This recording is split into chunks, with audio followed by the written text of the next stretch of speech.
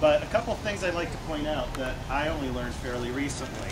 When we look at the 19th century campus, the campus in the era of slavery, where New East is now, this was where you would have lived if you were enslaved. And you'll notice that's the one building from the whole period that's not there anymore. There was a huge wooden structure here, which was called Steward's Hall. And that was where the steward, the man who provided the food for the students, and the labor were the slaves. That, where exactly they came from isn't quite clear. The university did not own slaves itself, partially because it was too poor to own people. Slaves passed through the hands of the university because it was funded through people who died without wills. If you died without a will in North Carolina, your property passed to the state. And most of that property was enslaved people, which the university would then auction off and use the money for construction and faculty. But the students were all wealthy white planters' children, right? Because there was no poor people here, there were no women here, there were no middle class people. Wealthy white planters had slaves.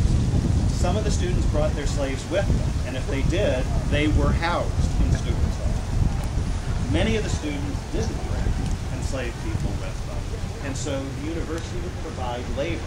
The labor were people who were rented from local farmers and local business owners. Many of them were also housed in that building. So if you want to think about in the early 1800s, you were as likely to see a black person as a white person on this campus. But you would never know that from reading your university history or looking at how we illustrate that fact. Half of the people probably lived here. The other half are where Swain Hall is. Swain Hall was where Professor Mitchell lived. Elijah, if you took geology, you took it in Mitchell Hall. If you've been to the mountains, you might have climbed Mount Mitchell. And Mount Mitchell was named after Professor Mitchell because he fell off that mountain and died. But he was the largest slave owner among the faculty. He is the one who rented his slaves out to build the walls around campus. And if you go over to the library, you can see the bill he presented for $500. $500 in 1830 is about $10,000 today. But he owned between 20 and 40 people at any one time, and they lived where Swain Hall is. So when you think of places of memory on this campus, over here, and then across Franklin Street, where the merchants were, and many of them owned enslaved people who worked on campus. Well, George Moses Horton was one of those people. George Moses Horton was somebody who the students rented his labor. George Moses Horton was a man who worked on a farm in Chatham County as a slave. He was a plowboy. That's what he called himself. He plowed. He plowed from Monday to Friday. Friday afternoon, he paid his owner 75 cents, and he was allowed to come to Chapel Hill for the weekend. He did this pretty much every weekend from around 1820 to 1865 for 45 years. He came here with one purpose: to earn money to become free. Most, virtually all, enslaved people had only one major goal, and that was not to be enslaved. Running away, of course, was an option. People did that. Committing an insurrection was not very common because of the number of whites around. But trying to buy your freedom, right? Thinking, and this was something skilled men had the best access to, some way of earning money. People came here to black the students' shoes. They came here to carry water, to do whatever jobs were wanted. Horton came here in that way. He came here to work for the students, carrying water, blacking shoes, doing those kinds of things. But he wasn't able to compete with all the other people who were already here. The students did what students always do, and that was they harassed people that they could harass. So Horton became their object of experimentation. They got him drunk, and he became an alcoholic. We know this because when he wrote his poetry later on, he wrote about how bad booze had been for him, how good temperance was and how he stopped being an alcoholic. The students got him drunk and then would give him money when he would pontificate.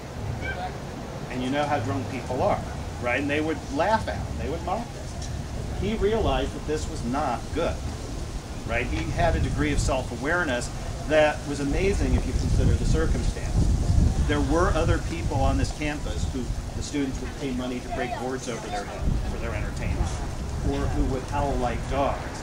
The students would hang black servants out the windows by their ankles just because they could. Horton, and it's important to realize, Horton was in that realm. He was somebody the students mocked. And yet he was able to transcend that by using what they mocked him for to prove his intellectual superiority. He stopped drinking, kept pontificating, but doing it sober meant he was doing a much more sophisticated job. He learned from the students, right? Like Frederick Douglass did. You know how Frederick Douglass tricked the little white kids teaching him his ABCs. George Moses Horton tricked the students while they were mocking him to give him Greek and Roman allusions, to tell him the stories of the ancients. They're not the Egyptians, I would guess, on this campus at that time. But he then composed poetry. First, he composed it and it was transcribed because he was illiterate. But a faculty member's wife, a woman named Caroline Hentz, took him on as her project. She was a novelist. She wrote really bad Southern novels. Really bad. There's one, yes, there's one called Lovell's Folly, which has George Moses Horton as a character. And she helped him get published. He was published before he was literate. He was the first black man published in the South. Now that's something you think we'd put on every building, wouldn't you? That you think we promote that a lot more than we do. All we did was name a doorman.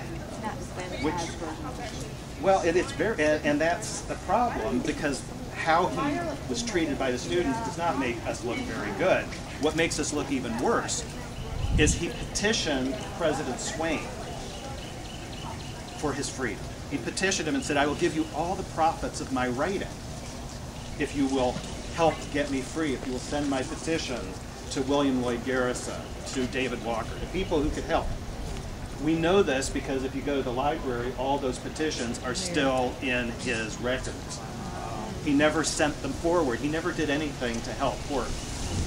In Caroline Hentz's novel, Horton was free because he was brilliant, because he was not dangerous, because he was an exemplar. He was a Phyllis Wheatley in the South. In her novel, he was free.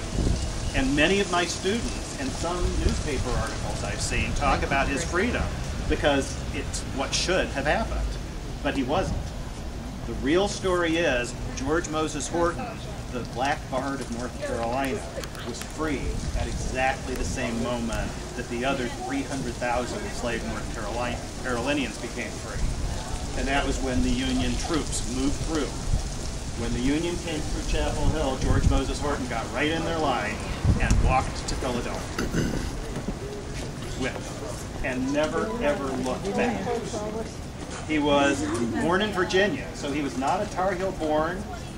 He may have been a Tar Heel bred, but when he died, he was not a Tar Heel dead. And I think that's really an important point. When we name a building after somebody and say, aren't we great for having done that, we need to tell the story. Wilson Swain Caldwell, the person after whom Caldwell Street is named in Northside, which is now rapidly gentrifying. Go take a ride down it. It's very interesting to see.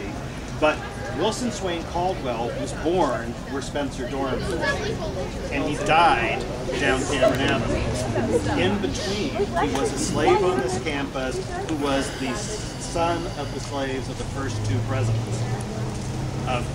Wilson Caldwell, who's buried over there, his slave's name was November Caldwell. And he was his father, and Rosa Burgess, who was owned by Swain, the second president, were his parents. Now the interesting thing is, and I always like to make this point, guess what his last name was? His mother's name was Rosa Burgess, his father's name was November Caldwell. What was his last name?